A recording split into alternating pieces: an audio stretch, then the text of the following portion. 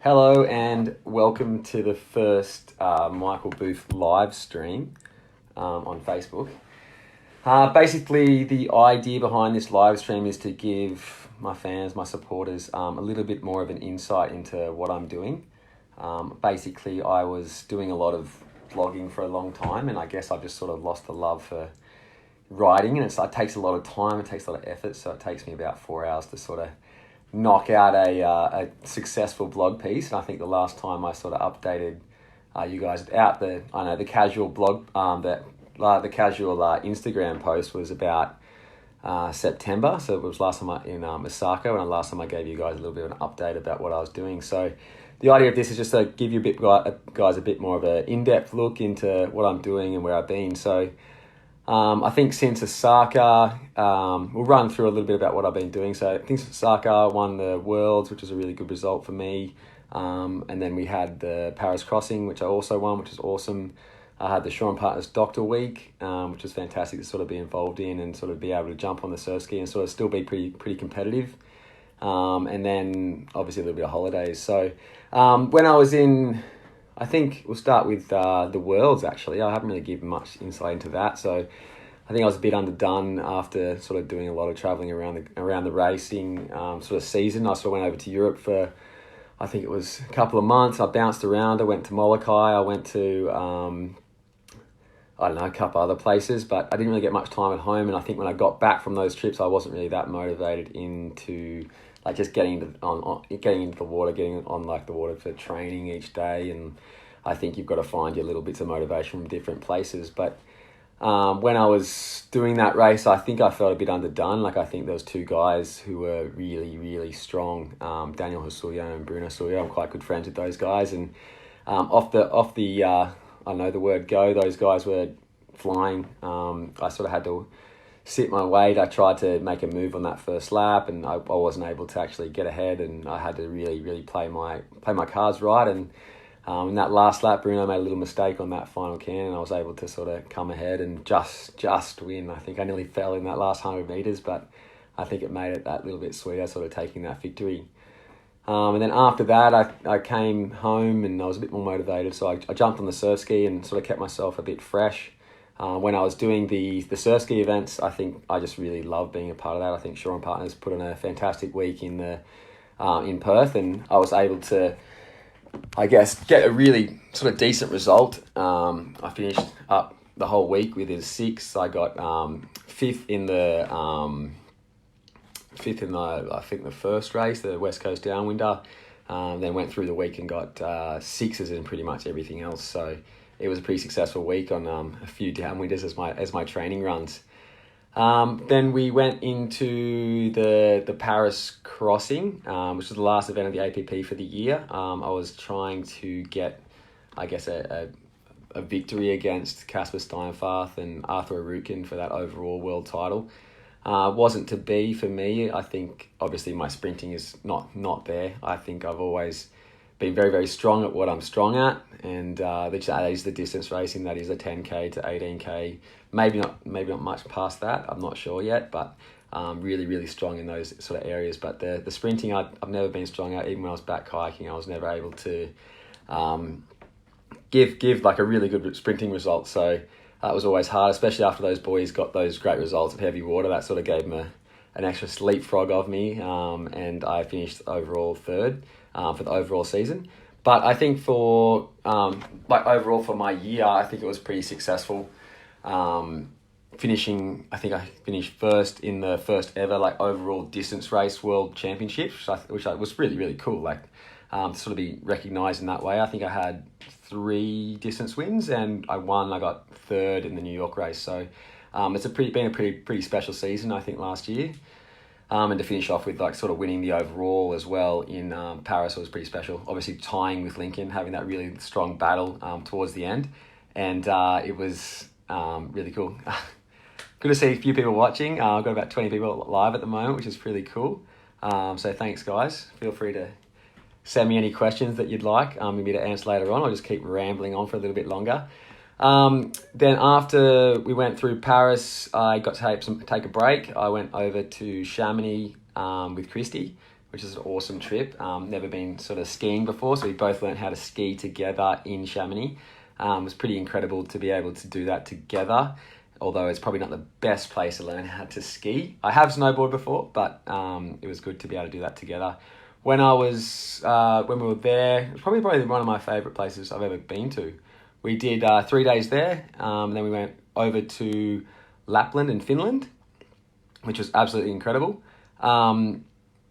We went to the Christmas markets, and we saw the official Santa Claus, and we went on sleigh rides and dog sledding and all sorts of stuff that we probably never do because we never ever go in the cold. We always follow the summer and the sun, and we're really lucky to be able to do that. But I think it was really cool to break that up and do something different. I think it always just pays to keep the mind fresh and do different things. When we're sort of after that, we went to Stockholm for a couple of nights to sort of finish the trip and got home, did Christmas, went to a couple of weddings, and then sort of back into the sort of the swing of things in a way. I think I've started off the season a bit differently to what I did last year. So last year I got injured really early on, which I don't think most people know that, but I tore an intercostal muscle in my ribs, which was obviously super painful to sort of be able to get through. It was sort of like a 6-week injury where you're sort of like paddling on one side. That's where I sort of took up a lot of foiling because I could still paddle on my right without too much pain, but I couldn't paddle on my left. And I was able to sort of be able to do a bit of that. But then like because it's an intercostal muscle, you can't do a lot of impact work or like anything that you're bouncing. So I couldn't really run, I couldn't paddle, I couldn't surf ski. Like it was sort of a bit of a bummer. Like even like I couldn't be able to do swimming. Like this year I was played it a bit smarter. I did I think it was the end of January, I did the Iron X event in Mooloolaba in Queensland, which is like a sort of a exhibition event for surf lifesaving, where they had the general Ironman or surf Ironman format. If you're not familiar with that, it's like a swim prone, and ski around like a set of cans, and then you run in between the transitions. So it's like multi-water sport sort of event, but they also added in this time SUP, which I think was like the first time SUP was ever broadcasted nationally on television in Australia. So that was pretty cool to sort of have Nutrigrain Surf Life Saving promoting the sport of SUP. And they sort of had obstacle course racing in between as well. So it was like kind of like Ninja Warrior and that sort of stuff. So it was a bit different. Obviously my preparation wasn't the best for it. Coming into that event, I think I only had 3 weeks of proper training. I sort of jumped in with Surfers Paradise, did a few Ironman sessions, did a few sessions with Trig, and then just tried to learn how to board paddle again because I was never that good at that when I used to do Ironman stuff. And so that was a really cool experience, and we'll see if they bring that back. And if something happens this year, hopefully I can put a bit more work and effort into it. So after the Iron X thing, we had another wedding. Chrissy's sister Nat and Josh got married, so we went down to Denmark and sort of had a 2-week holiday down there, which was pretty awesome.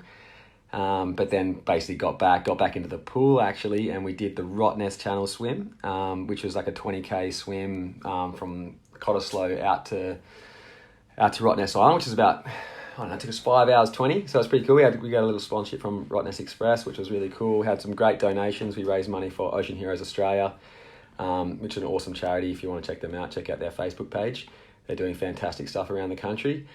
And we were pretty lucky to do that. I think that kept me a little bit fitter than what I've probably previously started seasons. I think when I've been paddling for so long, I think I've been doing some sort of sports for, over 20 years now, probably seriously since I was like 13. So that's nearly 16 years now. So it's really hard to sort of keep motivated. So I'm always trying to find that little different aspect to allow myself to actually be able to keep motivated to train. So in that sort of 3 months I sort of have off, I always try and keep fit, do different stuff. Like I was like the Ninja Warrior Academy for like a couple of days in Perth. I did different gym stuff. I was trying to do monkey bars down at the park, and then jumping back in the pool, which I never thought I'd enjoy again, down with Rick down at Challenge Stadium. It was actually really enjoyable to actually jump back in the pool and do some sessions in that, and realise that I wasn't as bad as a swimmer as I thought I was. So now sort of heading into my first week of training, I guess it's been a bit more difficult to get back into it. I guess the first week's always the hardest, like trying to do I think we did 12 4-minuters with a little group that I have. They're on the Training by Boothie program over here in Perth. I was training with Daniel Julian, Jade Lane and Derek Cross this week, and it was just good to have sort of people there to sort of push me along and make sure that I'm keeping honest. I guess I set a time, so I have to turn up, so it keeps me going, keeps me getting to sessions. When I guess when I get back into training, I try and ease into it. I try and have a few mornings where I get up and go train, but also try and rest, because obviously that first few weeks is really important to sort of not kill yourself too much and try and really just get yourself gradually into your training. Last week I was in Thailand testing the new Starboard SUPs and the Starboard SUP range, which is pretty cool to be sort of involved in the testing program. I think I've been with Starboard for now just maybe 5 years, and it's been a really cool experience to sort of be able to test and create the boards that I'm actually racing on with my competition. Like, it sort of makes you feel really part of the process. I think it's the same sort of when I'm like designing the paddles that with MB paddles. I think that's really cool to be sort of on the start line with your own training program, with the paddle you've designed and a board that you've had a hand in. There's a great team over there that I sort of work with, like Ollie, Trevor, Sven, Connor, and Daniel sort of have major roles in that sort of testing program. So all the boards that we actually race on, we actually design. So it's a pretty awesome experience to be a part of. So I was there for a week, like a photo shoot. So we won't see any of those photos for ages because the range won't be launched for a while, but it still was a great week over there with the Starboard crew, and really stoked to be part of that brand. So that sort of brings me up to now. That's been probably the last 3 months of my life, sort of trying to get myself motivated again, trying to get myself organized, and trying to create new things and new exciting things I can do for the rest of the year. So my season, I'll get that up. So basically my season starts in Carolina. I'll do the Carolina Cup this year. I'll be doing clinics and one-on-ones. I think they're up on the website there. Then I'll head to the Salt Life Columbus Cup. So I'll be doing the inflatable race there, down rapids and that sort of thing. I thought it'd be something different, a bit of fun. And then we will head to Europe and do the major events in the Euro Tour. So I think I'll start in Agios, go to Corfu, Vendée, Bilbao and Starboard. So that'll be my European leg of this year, and then I'll head to start the APP, which will be starting on the end of June in Pornichet in France. So if I've said that wrong, any of my French friends, let me know. And then basically I'm going to go for a month to Hawaii. So I'm going to try and do Maui to Molokai. There's an APP event there this year on Maui, pardon me. And then we have the Molokai to Oahu. So made a few mistakes there last year, didn't really put in a good performance, didn't do enough training, didn't drink my water. I think if you've read any of my blogs, you probably saw that, so I don't need to go into that, but I think I'd really like to have a good performance there. Looking like a really good race this year with a lot of the top names turning up, so it'll be definitely a year that you want to try and win that one. And then it basically turns around, we go to APP Osaka, maybe I'll do the Hong Kong International, or maybe even do the Dragon Run on the surf ski. I think it'd be cool to jump back on the surf ski for that one. And then Sean Partner's Dr. Race Week, which is going to be fantastic again, so I'm really excited for that. And my last race of the year will be APP Paris. So still a big year, I think about 20 events, but there'll obviously be other things that I'll be doing throughout the year. If you're running any of those events and you're watching and you want to set up clinics or tutorials or something along those lines, even distributors at those type of events for Starboard or MB or any of those brands that I sort of represent, just send me an email and we can try and organize something. So what's next? So basically my sponsors I wanted to sort of announce on this sort of live stream today. I'm just gonna have a little coffee, one sec. So Starboard, obviously major sponsor again. Big thanks to you guys for jumping back on board. It's been as I said before, about a 5-year journey, and obviously things are getting better and better. So I'm really excited to sort of stay with that brand and sort of help build and try and support those guys wherever I can. Sean Partners race team, pretty cool to sort of still be being supported by Sean Partners. I think it's a huge step up in professionalism, especially for myself and the other members of the team. So you've got Corey Hill, Jordan Mercer, and Danielle McKenzie on that team this year. Those guys are fantastic in their respective fields. Like I think you've got Corey's probably you have to say arguably the best surf ski paddler in the world, Then you got Jordan Mercer, who sort of does everything really, really well. I think 5-time Molokai champ. And then Danielle McKenzie's like the new sort of surski champ on the scene. And I think she won Worlds last year and she's winning everything. So pretty cool to sort of be etched in that sort of name. And cool to have Sean Partners on board for this year. With that comes support from Fan and Ocean Paddler. So I've been working with Fan and Dean and Travis and the team over there in SA for, I think, probably 8 years now. I think they've sort of on and off supported me. I think there was a bit of a sabbatical for about 2 years where I went over to Think, and it was a fantastic opportunity to sort of race with the Think team.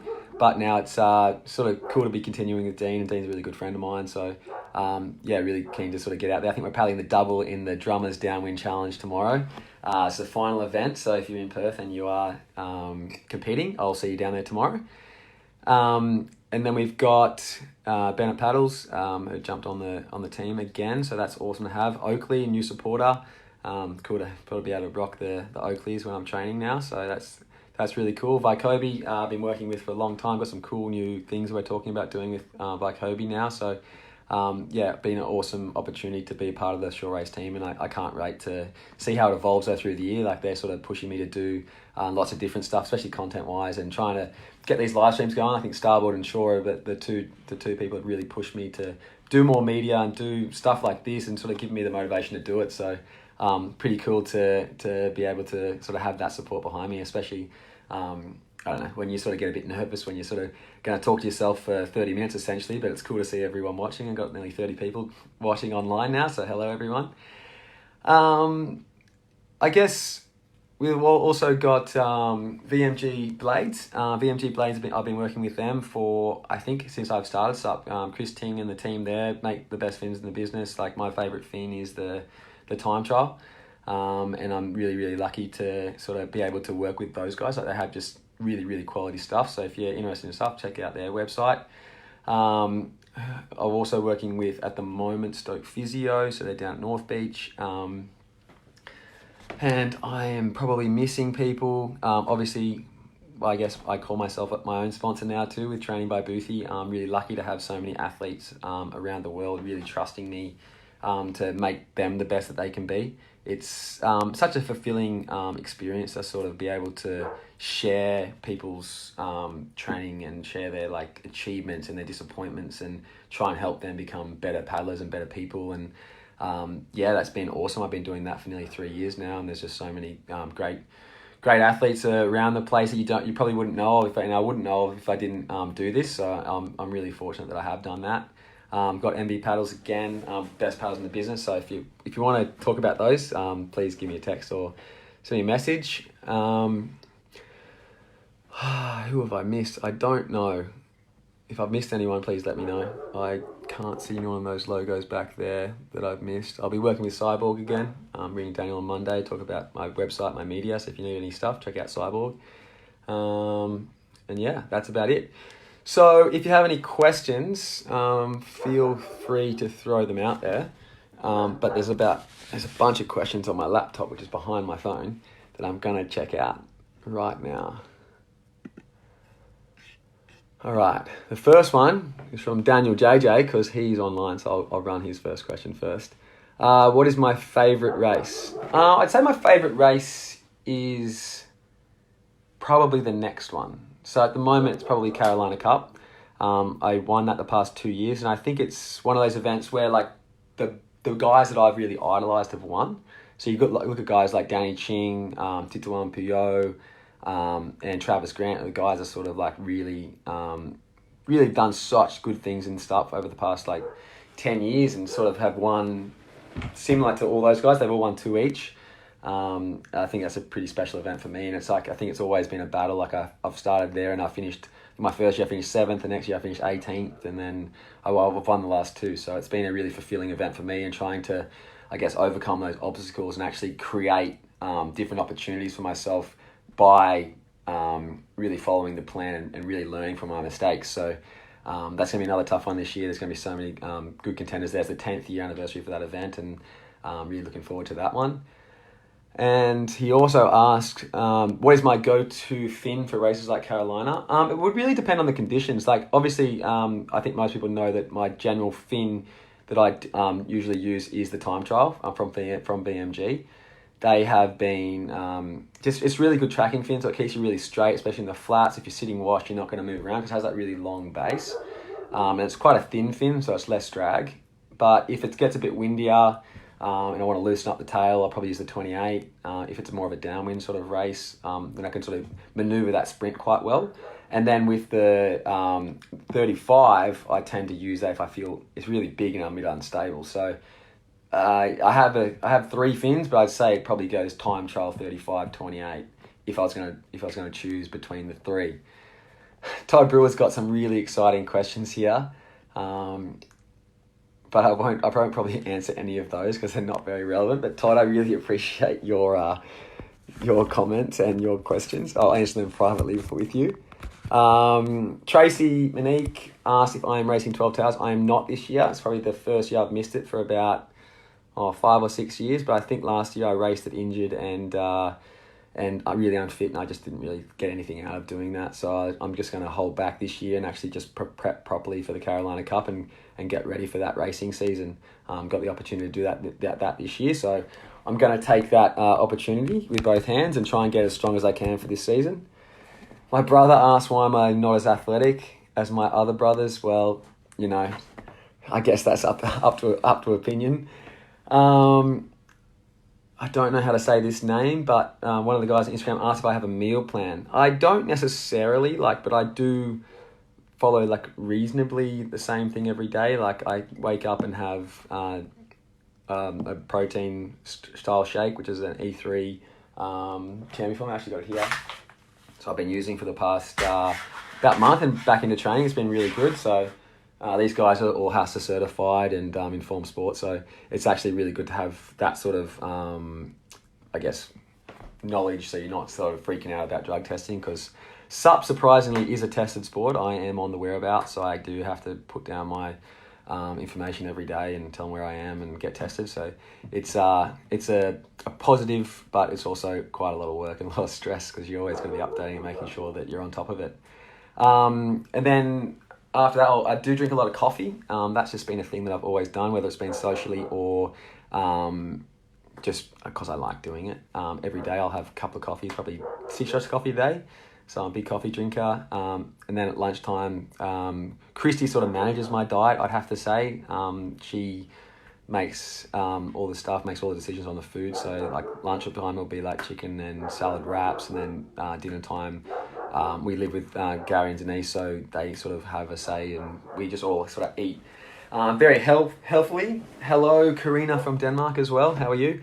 There's not any necessarily a strict diet and plan, but it is also just healthy, conscious choices every single day.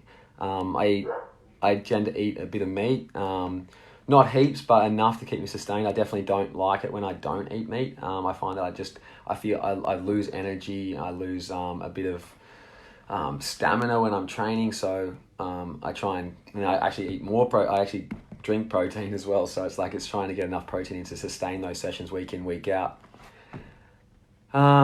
So Joe Wright has asked, how long have I been paddling and who is my biggest fan?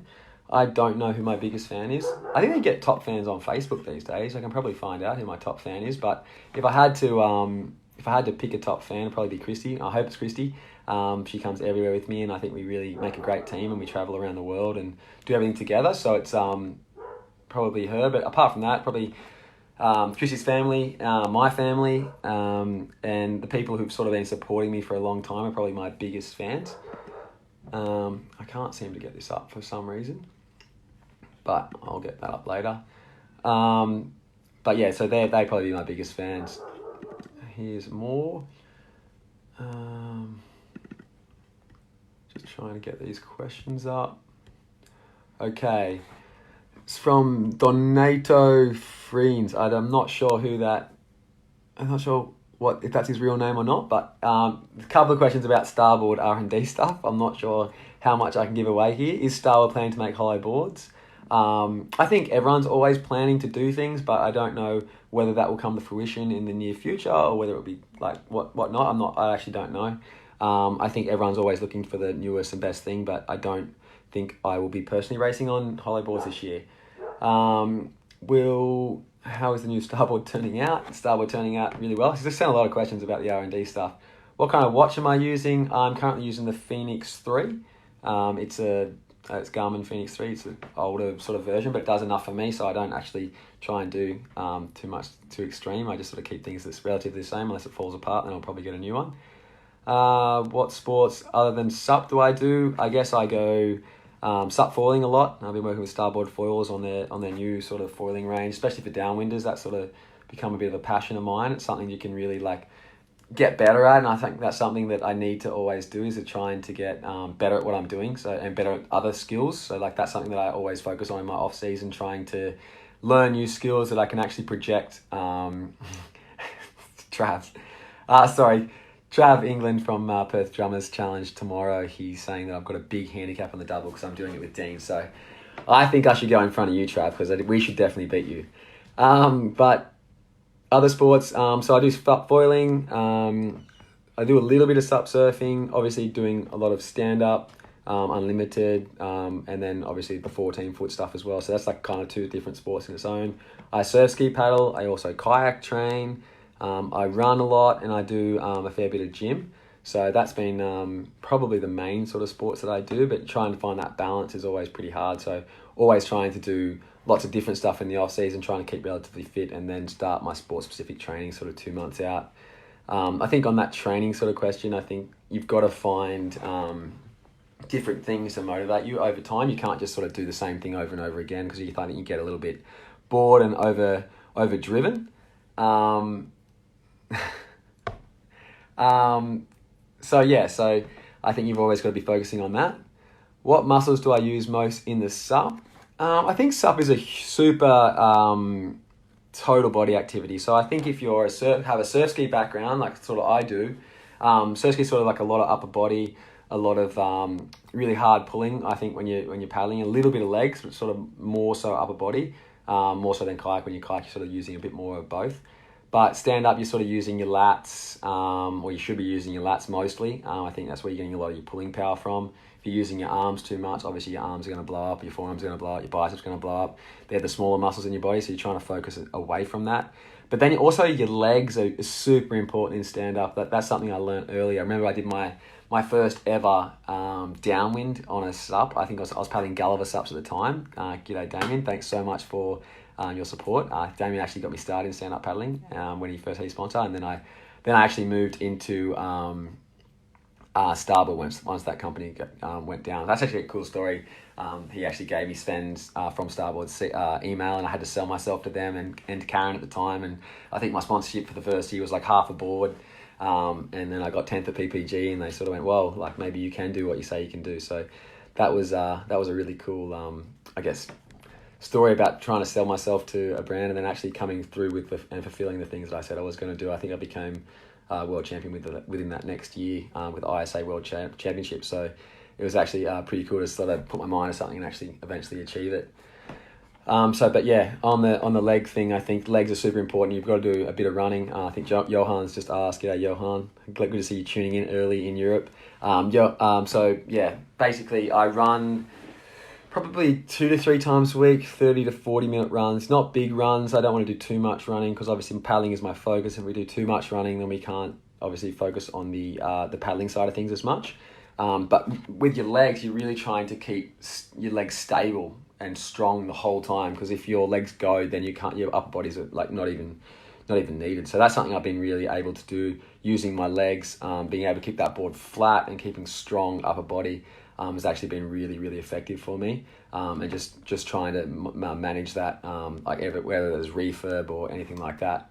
So yeah, I think main muscles are probably, I think the legs and the core are probably the main muscles, but then your upper body is super important. How do I bring your strength per pound to a high level? I think any sort of paddle sport is all power to weight ratio. Obviously, in something like surf ski or kayaks, it is a bit of a displacement hull, so you actually are pushing the water, so heavier guys tend to have a bit more of an advantage, whereas stand-up, I think, it sort of brings us back because the shorter guys are actually lower center of gravity, so they actually are able to put the power down without being so high. So I think that sort of can transfer a little bit, but I think you just got to work out what your weaknesses are and make them into your strengths. I think that's the biggest focus on any of your training plan should be. Like, I used to always focus on my strengths all the time and like try and get better at my strengths, and like I'd have all these weaknesses and I never got better. So I actually went, all right, so what am I weak at? At the moment, I'm weak at in the gym at the moment, because like one side's stronger than the other, so I have to do a lot of single arm and single leg stuff to try and make sure that I've got that even balance when I'm racing, and that allows me to actually be better as the season goes along, and that sort of training prevents injuries coming along, and hopefully will extend sort of my career however long it lasts. That's actually a funny one to think about. Like, I've always said, like when I first got my first subcontract, and I was like, oh yeah, I'm going to go around the world and travel this year. I never thought I'd still be doing it, to be honest. Like, I'm nearly 30 early next year, just turned 29. But I've always said one more year, but it just keeps going. And now it's sort of like, well, maybe it's going to be longer than that. Like, maybe I can do this forever. Like, you don't know. So it's pretty cool to be able to do it. And I just sort of, each year, just make it up as I go and trying to get the best experiences out of life as I can. What else have I got? Oh, you do follow. Simon Moore. Who is my favourite physio? Well, my favourite physio is Simon Moore from Stoked Physio. He's been working with me for the past couple of years now. So Stoked Physio's at North Beach there. Those guys have really helped me with my injuries and kept my body in order. So I'm actually going to see Simon at 2:00. So if I'm late, you know why, Simon. Georgia Schofield has asked, how did I get such a good-looking girlfriend? I think she got a good-looking boyfriend, to be honest. But no, I had to do a lot of hard work with Christy at the start, sort of doing that whole courting phase, and sort of gradually got in there. But it was pretty cool to sort of do that. Now we've been together for nearly 4.5 years, so it's a pretty amazing experience in life that we live together, and looking forward to keeping that going for as long as we can. Do I shave... John Engel, g'day mate. John Engel asked, do I shave my legs all the way up? I don't actually shave my legs, and I think that's quite a funny question, but I did actually shave my legs when I was trying to be an Ironman a few years back, and I did a couple of times, but I think I got too many ingrowns and didn't really like it that much. I don't think it made that much difference, so I gave up on that really, really quickly. Someone's asked, if you are small, what needs to be done differently in training races to beat bigger folks? I think the biggest thing, if you are small, don't think you're small, because I guess to give you a story, like I think as I was younger, I think I idolised guys like not Dean Gardner. I idolised Dean, but not for the reason he's small. Dean Mercer, he was a tenacious little guy, and he really raced hard and raced strong every single race and never gave up, and he was never the biggest guy, and he always committed so well to races, and I think that's something that I try and replicate when I race now. It's just trying to be determined, not letting size be a factor. It just really isn't. Like, you can only do what you have with the body that you're given, so all you can do is focus on yourself, focus on what you can do better, and just do your best every time you go into a race. And I think that's the bigger thing. Don't think that anybody is bigger than you. They might be taller than you, but it's no difference between smaller, bigger guys. It's all about heart, and it's all about giving your best every time you step on that start line. So they're the Instagram questions. Let's go look at a few of these questions that have been thrown through since I've been talking. All right, let's try and go to the start. Hey Enrico, nice to meet you. Got Sean Partners marketing manager, I guess. Good to see you're online. Todd, if you want to join the Sean Partners team, I'm sure they'll be willing to take your application. That Marina, yes, the Iron X race was a bit nuts. Who wins a wrestle between Zach and Max? I'm going to say Max. What other questions have I got? Hey, Mum. Thanks, Christian. Good to be online. Thanks for watching. Good to see Zane, Todd, Ty, Zach, Trav all online. Trav, England, what's my next race? Drummers Challenge tomorrow, but then also I'll be doing the Carolina Cup coming up. How do I get Trav England asked, how do I get the bubbles out of my sponsor stickers? Well, that's actually a really tricky question, because like if you get the big long ones, you can like layer them down. I think I've found a pretty good niche for that. Or you can use water and use a credit card, but then it scratches the sticker, so it can make it worse. Johan, I think I answered this, but do I run in the competition period? Yes, I usually use runs to do like the day after my race. So if I'm like a bit, I don't know, worn out from a competition, and my muscles are a bit sore from paddling and being in the stand up, because you're obviously using a lot of upper body, to just go for a nice 4K, 6K run and just sort of just get it ticking over again to allow myself to start training again. Ollie Calderon, hey mate, how are you? One of my guys on my training plan. He asked, are two-piece boards in the Starboard range in the near future? I don't think so, but that's something I can ask. But I don't know if anyone from Starboard's watching. Please, you can answer that question for me.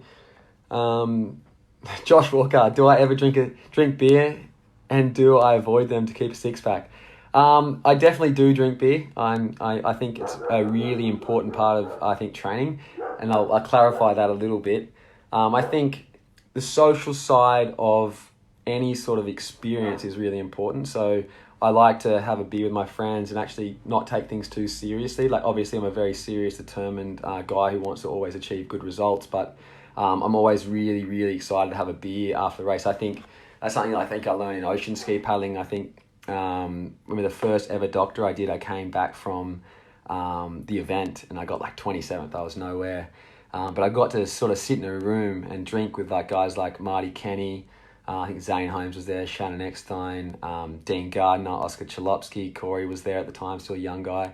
And all these like big, great names I've always looked up to in sport, and they were all sitting around having a drink, and I was like, well, that's the experience that I want to have. So I've always tried to, after every event, try and have beers with like anybody who's sort of around to sort of have a yarn and sort of really like take the social side of things really seriously, because I think it's the best part of sport, and I think we all really need to enjoy what we do each and every day, because at the end of the day we all die, and it's like it's really important maybe to us at the time, but going forward I think if we've enjoyed every single moment that we've lived, then we're going to be able to have more fun and more opportunities coming forward. So that's my answer, Josh. Hope you're having a good flight back from Exmouth. Enrico asked, any plans to move to Supfoil? Yes, I think I'm working a little bit on that sort of downwind aspect if the sport does become something coming forward, but it is a lot of fun. So I think I'll be doing maybe a couple of races on the Euro Tour. I've got board and the foil's sort of ordered now, so I'll just go in there and have fun and trying to do my best and in that sort of thing as well, because I think they'll be like before or after the actual Euro Tour races, so I'll be able to hopefully be able to do both, and it'll be really, really fun. So yes, I will try and do some supfoiling. I've just got to get better at it, I think. I'm just a little bit behind the eight ball. Chris Ting, g'day mate, from BMG's online. He asked, did I really make the bars at INX? I did. I made the second ones, but not the first ones. The first ones really were frustrating. I slipped about halfway down, and I was getting them done really, really easily in warm up and previously to that. So that was like the bit where I was going to make up a bit of ground in that INX event, but not to be in the first one around, which was a bit frustrating, but it was cool to get through that second one and sort of move myself up to, I think I was like third for like 1 second before TJ ran past me again. So yeah, that was a cool experience. Well, I don't know what I've done there. Back. Ollie, as with future sport, do you see sup foiling taking many riders from the sup racing world? I think what you find with sup is it's a lot of like the early adopters. I think if you understand that sort of business model, like a lot of the sup guys are guys and girls who want to be the first at doing something. So there's a lot of people who move different areas, but I think sup racing will still have a really strong future. I think people are really, really interested in sup paddling. You see like races like Paris, and there's like 1,000 people that are turning up. You've got like the races like Chatterjack, and there's like another 1,000 people turning up to race. So I think those races are still always going to be there. I think sup foiling might take a few of those top guys to be able to race in those races, because we all love a different challenge. We all like creating new opportunities for ourselves. But I think there's room for both, and I think some guys will just go and do that. But I think the top guys in the sup racing sport will always be there, because it's just such a fantastic sport to be a part of. Carsten, g'day mate. He has asked, what do I look for when designing my paddle? I guess what I was looking for, a strong catch. I guess I'm quite a muscle-bound kind of guy, I guess you could call me. But when I hit the catch, I wanted something that I can grab and pull on and get it out of the water. And I think that's something I learned from the kayaking days when I was involved in that. And so I look at that. I look at a paddle that gives me a really good exit, because you don't want to be wasting energy on the exits. That's something I've really worked on with my paddle. If you've ever used it, you'll actually really notice how it's strong on the catch, but then it's really easy to release. I think you find a lot of paddles, you really got to almost pull them out of the water. So that was something a really, really big focus of me. Also thinking about like the flex of the shaft, I think that's really important depending on what racing that you're doing. Because like if you're racing, even in surf ski stuff as well, like if you're racing longer distances, you're going to need a flexier shaft, because you cannot physically pull big blades for long periods of time. So you've got to thinking about your paddle size and then your paddle flex, because your paddle flex obviously allows you to use your fitness more than your strength. So if you're doing a round the cans, I guess a surf ski around the cans race or a 200 meter sprint in the SUP at the moment, you can use a big paddle and use a stiff paddle because you're able to actually power with that for 200 meters, and you can just keep going. Like I think you see like guys like Connor and Casper and the really good sprinters of our sport would be using that type of stuff. I'm not sure the ins and outs of what they use, but when you're going longer, you definitely want more flex. And you want to use a bit of a smaller paddle, and you want to use something you can feel strong in the first stroke and feel strong in the last stroke. So that's my little tip. Jade Lane, g'day Jade. Hope you're saving yourself up for the Drummers Challenge tomorrow. Full training, you're doing 3 sessions a day. How do I find fitting it all in? I guess I just make time. We're training that little group in the mornings now, so we'll probably do most mornings down at East Perth about 6 a.m. and to get that one done, and then I'll probably try and do one at like just after that, maybe like 8:30, 9 o'clock, and then I get another session done in the afternoon, whether that's going to be a downwind or it's going to be another paddle out and back or whatever it is. I just try and make sure that training is the priority right now, and then all the other things that I've got going on with the paddles and the training and obviously like the content stuff and everything else that I'm doing, I'm trying to manage that around the training. So sometimes I have a fantastic week and I get like all the training done and all the work done, but there's definitely things that are sitting there in my like to-do list that have been sitting there for 6 months. And I think it's like that old saying, you can spend time working in the business and you forget to work on the business. So I'm trying to do a little bit of both now, because once I go away, it's kind of impossible. Hey Karen, good to see this Team Seymour's watching along. Hey Christoph. Gary Hancock, how are you? I don't think I can see your whole thing, but I'll read the first start of your question. I am well as well. He said, hope you're well, mate. Do you see endurance training as an important part of a type of ocean ski racing or flat racing? Yes. So I couldn't see the rest of your question for whatever reason, but endurance training is super important for all training. I think you find sprinters actually will do a lot of base work as well, but they'll do slow power stuff. So like they will do their like 3 key sprint sessions a week, but then they'll also do like a slow 10k paddle as well, just to keep that ticking over, keep that rhythm, keep that, because like every stroke is so important. And it seems like it's like we focus on like, oh, like we're going to sprint off the line and we're going to die, but it's like when we're sprinting, we're actually doing the perfect stroke over and over again. So if you're doing thousands and thousands of strokes in those endurance sessions, you're actually going to probably get better at your sprinting. But you've got to be doing those key sprint sessions to be able to allow you to be able to do the really fast sprinting. It's not something that I've personally been really, really good at. It's just, I think this is the way that my body makeup is. I think I have a lot of slow twitch and a lot of fast twitch, even though everyone always looks at me and goes, oh, you'd be a really good sprinter. It's just not the case, but it is what it is. I've tried and I've never gotten any better. Hello, Jack. How are you, mate? Enrico asked again, am I going to see you at Molokai? Well, not at the surf ski one this year. I'm trying to really focus down on that SUP Molokai this year rather than doing the surf ski one bouncing from Europe.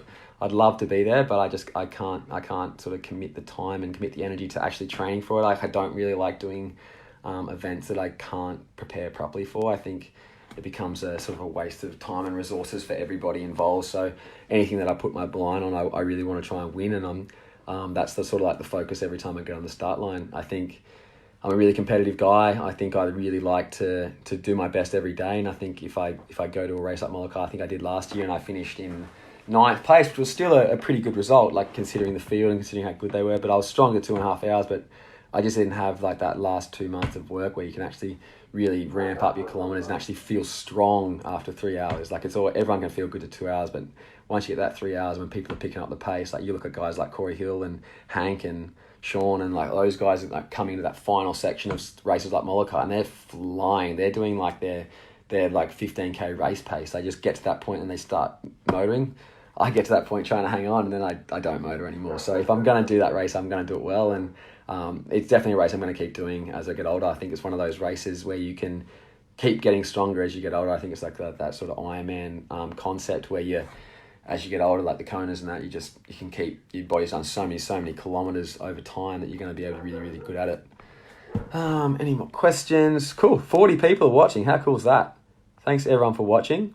I do prepare myself physically the day before the race. I think when I'm racing week in, week out, I think it's very different. I think I'm always trying to more so recover than try and get better. So I think I start the season sort of like, if you draw a map, like I start the season here and then I'm sort of gradually coming down, but I'm just trying to pinpoint those days when I'm racing to be able to back that up. Because like sometimes I do like 12 races in a row, and it's all about just keeping strong, trying to do my best, but trying to feel physically strong when I'm actually on the start line, and like never really get in that mindset that you're like, oh, I'm thinking about what happened last week, or I'm a bit sore. It's just like forget about it and just get on with it. So that's sort of like the philosophy I sort of take before I start.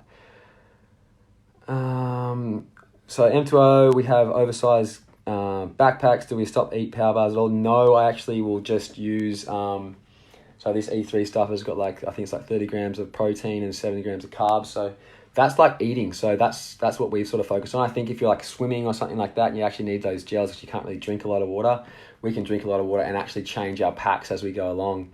One thing I did learn last year is like you're better off taking a bigger pack and not trying to change over as quickly. So just trying to keep that hydration going as long as you can. Maybe do one change at the end, take a 3 liter at the start. And actually drink it though. Last year I didn't drink it. Last year I went to like 2 hours without drinking water. So I fell apart really, really well. Jack asked, how do I prepare mentally? I think back to all the other experiences that I've had previously. Like it's really important to be able to focus on what I'm doing and where I'm going in a whole sense, rather than just like each individual race. And then I just like, it's just about, it always comes down to like the cliche, just do your best. Like I think that's all you can do. And if you really believe that you're going to go to the start line, you finish that race and you've done your best, then that's all you can do. Like you got to take those opportunities that are presented to you. So if there's like a wash or I don't know, like a wake or something that comes up that you've got to take that opportunity. Don't think about it, just do it. And I think that's the mindset you've got to be in. Nick Thakman, we're going to put a ring on it. All in good time, buddy. Chris Ting, wow, there's so many questions coming through now. Do I have travel tips, travel recovery and strategies before race? Travel tips wise, I think I've sort of taken the philosophy that I never book things early. So I actually book everything late, and everyone's like, oh, you save money if you book early. But I never really truly decide what I'm doing until I'm like the weekend. I'm like, okay, I'm definitely doing that. I'm definitely not doing that. Or I should go here. I should like spend more time resting, or I should actually go and travel and actually see something because I want to change my mindset, change my approach. And I think it's really important to, when you're traveling, to be able to do some sort of training, but be comfortable in that sort of training. So like I try and find all that sort of stuff to keep myself focused on all that stuff. So yeah, it's not really anything strategic or anything like that. It's always just about keeping things rolling forward. How much fluid did I drink in Molokai? Well, not much, Greg, unfortunately. Sam, I can't really see your question. I don't know how to fix that, but I think you're asking about training across a range of disciplines. I think it's just about focusing on doing things that keep you motivated to train. So if you wake up in the morning and you think gym training is going to really motivate me to go train today, go and do gym. Like if you think paddling is going to be like motivating you to get up and go training, go paddling. Like just do whatever's going to pull you out of bed in the morning. Like so I rotate my sessions around all the time to try and, like there's an ideal week I try and set for myself, but I also go like, well, I'm not really motivated to paddle this morning, but I'm really motivated to do that gym and run set. So I'm going to do that. And then I'll do the paddle after or whatever it is. So I think that's the real thing. Like, and then the same thing with kayaking or surf ski or foil downwinding or unlimited downwinding or sup downwinding or whatever it is. Like they're all actually really good. Just make sure that when you're coming into that like 2-3 weeks out from your race, try and make it specific. Matt Jones asked, where's my average flat water speed? I think it's about, for 10K, I think we'd probably be doing around 11 and a half if the race is really pushing. Correct me if I'm wrong. Enrico again asked, after becoming multiple-time SUP world champion, where do I find my motivations? I think I find my motivations from various things. Sometimes it's internal motivation, sometimes it's external motivation, sometimes it's, I don't know, I want to do something different. So that's why I'll do the Rotto swims, or I'll turn up to the Shrimping Partners Doctor race, or I'll do all these different events, because they motivate me. And I always feel like I've got something to prove. I never enter a race feeling like I haven't got anything to prove. But it is an interesting one if you just do SUP. I think when I've been at races, I get to a point, even last year, I think I won 5 or 6 races in a row. I get to that point and it's I can only lose when I enter this race. I cannot do any better than I've been doing. I'm only going to be able to lose and someone's going to be able to beat me. And then when that does happen, I find that if I'm still really motivated to try and win the next one, then that's the best thing. I think losing, I've always said losing are the stepping stones to your next victories. So you've got to be really onto that sort of motivation. I think that's super important. Frederick asked, do I find the 2020 All-Star new bottom shape a lot better than 2019? It might be unstable. We've rectified all that, so you're going to have a fantastic board in 021. I can't give anything else about that, but it's going to be really, really cool and really pumped for that one. Sorry, I've done heaps of live questions, but let's just pump into a little bit of the ones that people have asked prior, and I'll probably wrap this up because I've been talking for nearly an hour and I think I'm giving myself a headache. So Derek Cross asked, I've just come back from Thailand. Any hints about the 2021 board? I've actually probably answered that already. What event am I looking for? What race is looking like the first one? I've already answered that. So that's Carolina, obviously. Philippe asked, what is my split between SUP, gym, and cross training? I'd say that I do probably 3 paddles on the SUP, 3 paddles on the ski, 2 cross training in the gym, and then probably 2 or 3 runs if I'm really, really motivated. Sometimes I'll do more. So sort of try and do around that sort of 80 sort of K a week, maybe a little bit more depending on where my mindset's at and whether I can continue to maintain that sort of level of training. Do I ever change the length of my paddles to fit the board conditions? Yes. If I'm sprinting, I'll probably bring my paddle length shorter, so I won't keep it as long. And then I just basically make sure that I've got the right paddle for each and every race. So I take 5 or 6 paddles. It's kind of ridiculous, but I have a lot. Johan asked that if I train with music. I do train with music all the time. I actually listen to books as well.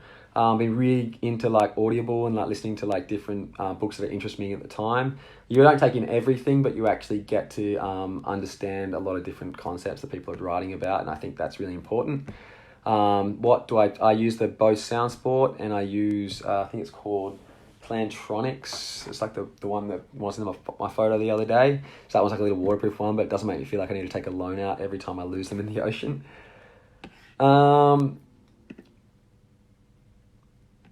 I think my favourite board for the Euro Tour has always been the Sprint. The Sprint is just my go-to board for every single condition, and I'm really, really lucky to sort of be able to be on that board so often. It's been a really, really rewarding board for me. I think I've won nearly every race that I've started on it, so it's pretty fantastic. So David Ahmed asked, do I have any horror stories on the ocean ski? Well, there's a few. I think I started 20 beaches one year. I went out from Shelley Beach and I hit a rock. And it was one of my early day paddles, must have been around 2013. And it was when the fens still had the metal screws on the lines. And as I come through the rocks, I hit the rock. And then because I was young and silly, I guess, I paddled 20K without a right pedal. So that was one of my horror stories, I guess. And then obviously, there's a period there, I don't think a lot of people know this, but there's a period there that I think I fell off my ski in every single race that I raced in 2015, I think I was racing in. It's really, really funny, but I just fell off every time. So if you guys fall off, I feel like it's just something that happens. So you just really got to learn from it. And it's it's just one of those things, unfortunately. I think that's pretty much all the questions I've done today. I really appreciate everyone signing in and watching. If you guys want to see more of this, please write in the comments below whether you'd like to see like once a month or before and after races or whatever it is. Please let me know. I'd really like to connect with you guys more. I think I found it was I really like getting back to every single person who writes on my posts and writes on the things, so I really appreciate all their support. But it does take a lot of time, so I think this is an awesome way to connect with you guys and be able to answer your questions, be able to be a part of what I'm doing and be a part of what you're doing. So I'll sign off now. But please leave some notes in the comments. If you thought it was terrible, please let me know. If you thought it was fantastic, also let me know. So really want to make this work and really appreciate everybody watching. So I'll see you all next time. I'm not sure when that'll be yet, but maybe I might do another one in a month and we'll see. Thank you and goodbye.